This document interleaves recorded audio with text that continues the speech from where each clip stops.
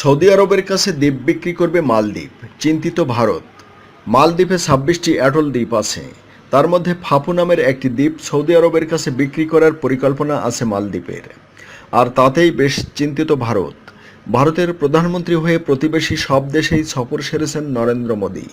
কেবল এড়িয়ে গিয়েছেন মালদ্বীপকে, কারণ এই দ্বীপ দেশে ভারতের হস্তক্ষেপ ও রাজনৈতিক ইস্যু হয়ে ওঠে।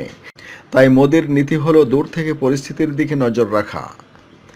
এসব কারণে নরেন্দ্র মোদী কম গুরুত্বপূর্ণ কোনো মন্ত্রীকে দিয়ে মালদ্বীপের সঙ্গে সম্পর্ক বজায় রেখে আসছেন।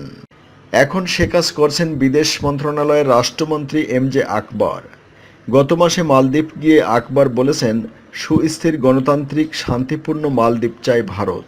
সে দেশের মানুষের আশা আকাঙ্ক্ষা পূর্ণ করতে পাশে রয়েছে দিল্লি।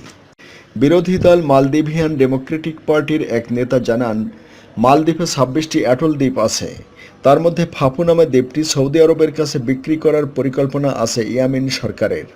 মালদ্বীভিয়ান ডেমোক্রেটিক পার্টির নেতৃত্ব দিচ্ছেন সাবেক প্রেসিডেন্ট মোহাম্মদ নাশিদ। তিনি এখন লন্ডনে নির্বাসিত জীবনযাপন করছেন। অন্যদিকে আবদুল্লাহ ইয়ামিন হচ্ছেন দেশটির দীর্ঘদিনের প্রেসিডেন্ট মামুন আবদুল গাইয়ুমের ভাই। মালদ্বীপের এমডিপি নেতা তথা সাবেক বিদেশমন্ত্রী মোহাম্মদ নাশিদ বলেছেন, ভূখণ্ড বিক্রি নিয়ে দেশের জনগণের মতামত তোয়াক্কা করছে না সরকার। কারণ বিদেশিদের জমি বিক্রিকে ভালো চোখে নেন না দেশবাসী। এটা বিশ্বাসঘাতকতার সমতুল্য।